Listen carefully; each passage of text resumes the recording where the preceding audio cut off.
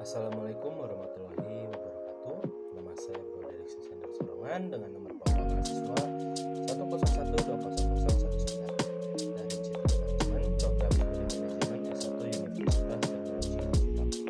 Di era globalisasi saat ini, atmosfer kegiatan ekonomi ditandai dengan persaingan di berbagai aspek kehidupan yang sangat komparatif dan kompetitif.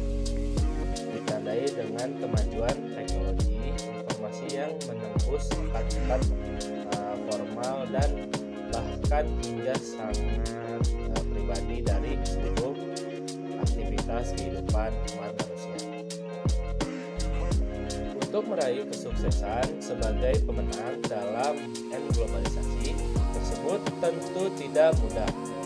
Selain luas dan rumitnya jaringan organisasi, kita akan berhadapan dengan banyaknya intervensi kepentingan yang sebelumnya tidak masuk dalam perencanaan dan perhitungan target yang akan dicapai karena luas dan rumit persoalan manajemen organisasi itu juga membuat pakar manajemen dari kelompok profesional bekerja keras mencari solusi yang dianggap tepat untuk meningkatkan kinerja organisasi sesuai dengan perencanaan dan perhitungan target organisasi yang hendak dicapai. Di awal tahun 1970 hingga awal tahun 1990, pakar manajemen dan kaum profesional mengenal berbagai kiat dan cara untuk meningkatkan kinerja organisasi, dan diantaranya yang pertama ada merit rating sebagai teknik evaluasi.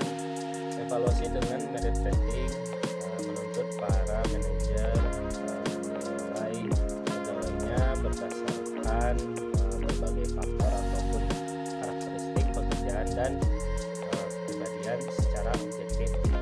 Faktor-faktor pekerjaan meliputi pengetahuan, tugas pekerjaan, output yang efektif, pengambilan dan keputusan, dan akurasi kinerja dalam perkembangannya. Evaluasi merit rating ini menimbulkan ketidaksukaan para manajer dikarenakan alasan berbagai berikut. Yang pertama, ketidakpercayaan atas validasi sistem itu sendiri. Yang kedua, tidak suka mengkritik bawahan secara langsung. Dan yang ketiga, tidak mampu menangani evaluasi dan wawancara. Dan keempat, tidak suka dengan prosedur yang baru. Yang pertama ada merit rating sebagai teknik evaluasi.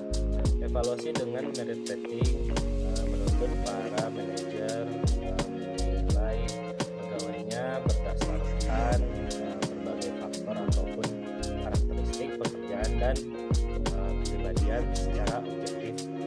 Faktor-faktor pekerjaan meliputi pengetahuan, tugas pekerjaan, output yang efektif, pengambilan dan keputusan, dan akurasi kinerja dalam perkembangannya. Evaluasi merit rating ini menimbulkan ketidaksukaan para manajer dikarenakan alasan berbagai. Pertama, ketidakpercayaan atas validasi sistem itu sendiri. Yang kedua, tidak suka mengkritik bawahan secara langsung. Dan yang ketiga, tidak mampu menangani evaluasi dan wawancara. Dan keempat, tidak suka dengan prosedur yang baru. Sistem merit rating ini sering menimbulkan kontraproduktif dan internal organisasi karena tidak menetapkan standar yang sesungguhnya yang dapat dijadikan untuk membuat suatu penilaian. Dan yang kedua, manajemen baik atau manajemen berorientasi sasaran. Menurut Seligman R. John pada tahun 1995, esensi MBO adalah proses penetapan sasaran atau goal setting bersama antara atasan dan bawahan. Manajemen berdasarkan sasaran dikembangkan sebagai suatu metode untuk mengelola organisasi dan pengawal serta untuk meningkatkan kinerja para manajer. Akan tetapi, pada akhir tahun 1970-an, manajemen berdasarkan sasaran ini dianggap sebagai suatu sistem yang kurang baik. Seperti komentar dari Robert Sharper dalam sebuah artikel klasik The Harvard Business Review pada tahun 1991 menyatakan bahwa program MBO seringkali menghasilkan benteng-benteng tumpukan surat yang dipergunakan oleh manajer untuk melindungi dari sebuah tuntutan pada program MBO, sementara daftar sasaran menjadi semakin banyak dan dokumen menjadi semakin tebal. Fokusnya semakin memberat, tebalnya dokumen diracukan dengan kualitas dan energi yang dihabiskan pada mekanisme, bukan pada hasilnya. Sistem ini juga cenderung berkonsentrasi pada manajer dan memberikan staf lainnya untuk diatur dengan suatu cara evolusi. Evaluasi kinerja merupakan sistem formal yang digunakan untuk mengevaluasi kinerja pegawai secara periodik yang ditentukan oleh organisasi. Evaluasi kinerja bertujuan untuk mengembangkan pegawai, pemberian reward, motivasi, perencanaan SDM, dan komunikasi.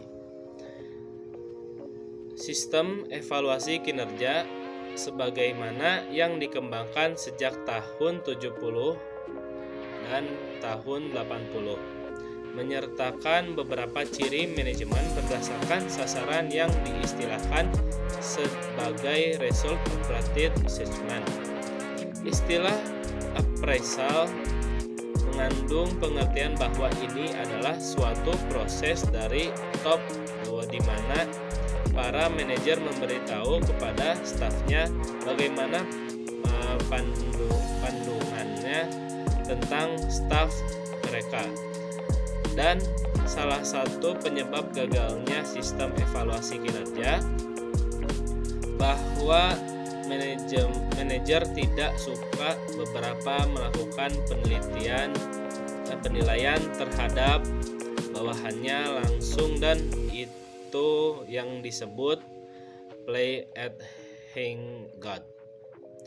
Dan yang keempat, manajemen kinerja. Manajemen kinerja berdasarkan kepada suatu asumsi bahwa bila mana orang tahu dan mengerti apa yang diharapkan dari mereka dan diikut sertakan dalam menentukan sasaran yang hendak dicapai, sehingga mereka mencapai motivasi yang tinggi untuk mencapai sasaran tersebut.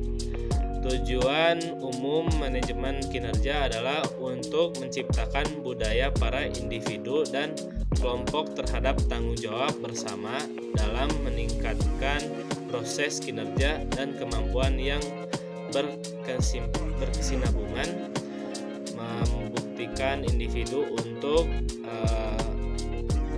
mengekspresikan pandangan mereka tentang apa yang seharusnya mereka kerjakan, arah yang akan dituju, dan bagaimana seharusnya mengelola pekerjaan. Dengan demikian, proses ini memberikan suatu cara bagaimana sasaran kinerja dapat dipahami bersama-sama oleh para manajer dan karyawan. Para manajer dapat memperjelas harapan dan yang mereka inginkan dari staf dan para karyawan.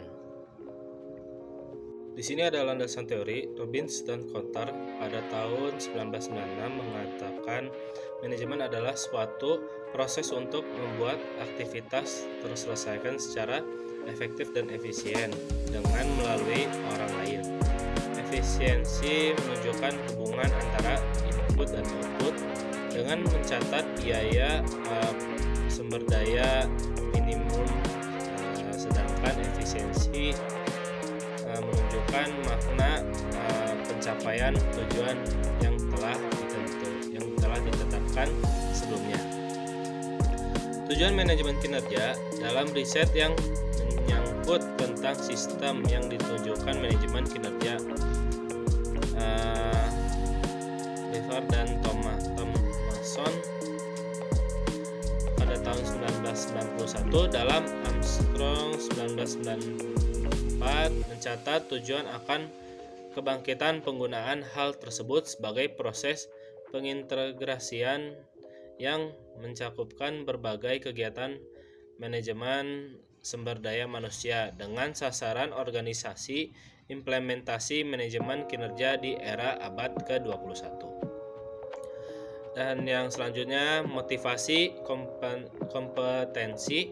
Dalam era globalisasi saat ini, paradigma yang didasarkan atas human resource management telah mengangkat manajemen kinerja sebagai bidang yang sangat menarik dan bahkan menjadi bahan rujukan dalam setiap pengambilan keputusan manajemen organisasi untuk memenangkan keunggulan bersaing dari sebuah persaingan global yang kompetitif. Heterogeneitas sumber daya manusia, ketepatan aktivitas dan kapabilitas internal organisasi merupakan jantung dalam bidang manajemen kinerja, dimulai dengan pendekatan klasik formal strategi yang menggali kompetensi dan sumber daya organisasi yang komparatif atau lebih kuat dari pesaing adalah menjadi keunggulan bersaing bila mana cocok dengan kondisi dan peluang lingkungan di abad ke-21 ini.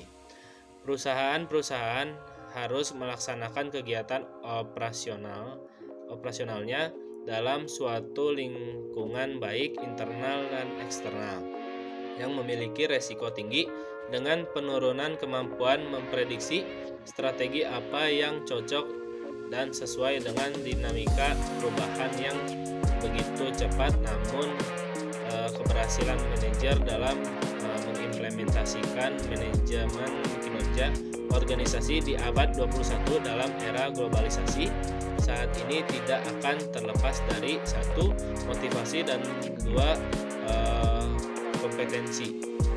Kedua faktor inilah yang sangat menentukan keberhasilan stakeholder dalam memimpin organisasi. Dan di sini ada pertama, motivasi. Motivasi adalah proses psikologi yang membangkitkan dan mengarahkan perilaku pada pencapaian tujuan atau goals oriented behavior. Motivation merupakan serangkaian proses yang membangkitkan, mengarahkan, dan menjaga perilaku manusia menuju pencapaian tujuan.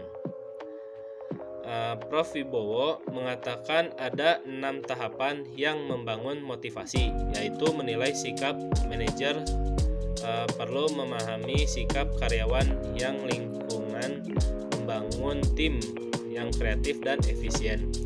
Manajer perlu menunjukkan kompetensinya untuk meyakinkan bawahannya dan memperbaiki menjadi manajemen kolaborasi menjadi manajemen yang baik, mempunyai komitmen untuk bekerja, melakukan kolaborasi dengan bawahan, mempercayai orang, loyal pada teman sekerja, menghindari politik kantor, memperbaiki komunikasi antara manajer dan bawahan, perlu menyediakan informasi yang akurat, cepat, dan secara detail, menjalankan sistem informasi terbuka, motivasional, dan melibatkan mereka yang akan terpengaruh oleh keputusan manajer, menciptakan budaya tidak menyalahkan, mengambil sikap konstruktif dan simpatik pada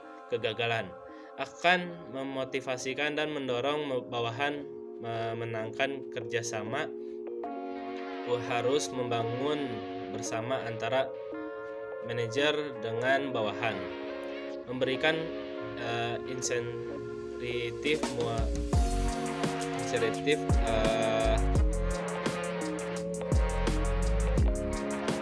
dan mudah dengan pengakuan di depan publik.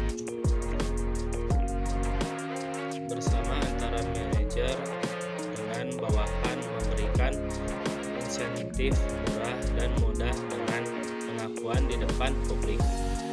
Penghargaan tertulis, pertemuan dalam rangka meningkatkan moral, mendorong inisiatif, memberdayakan bawahan untuk melakukan inisiatif, memberikan ruang saling mendukung antara manajer dan bawahan. Dan yang kedua, kompetensi. Kompetensi adalah dimensi perilaku yang berada di belakang kinerja. Kompeten sering dinamakan kompetensi perilaku karena dimaksudnya untuk menjelaskan bagaimana orang berperilaku ketika mereka menjalankan perannya dengan baik. Armstrong dan Baron pada tahun 1998, Prof. Dr. Wibowo, kompetensi adalah karakteristik individu yang berdasarkan kinerja atau perilaku di tempat kerja dipengaruhi oleh satu, pengetahuan dan kemampuan dan sikap. Yang kedua, gaya kerja, kepribadian dan analisis kritis. Nah, jika kita mendiskusikan implementasi manajemen kinerja pada organisasi perusahaan, intinya kita akan fokus pada internal organisasi dengan keterbatasan sumber daya dan lingkungan eksternal yang lebih kompleks di tengah globalisasi yang diartikan persaingan yang sangat kompetitif dan dinamis. Kesuksesan organisasi tergantung pada fleksibilitas, inovasi, motivasi cepat, dan kompetensi sumber daya manusia yang berada dalam organisasi tersebut. Kegagalan manajer dalam memimpin perusahaan sangat tergantung dari performance leadership manajer ini sendiri. Saat ini bukan zaman lagi tenaga kerja hanya dianggap sebagai pekerja yang bersifat pasif menunggu perintah dari seorang manajer. Akan tetapi manajemen modern abad ke-21 menganggap bahwa tenaga kerja sebagai aset dari berbagai kepentingan dalam organisasi perusahaan.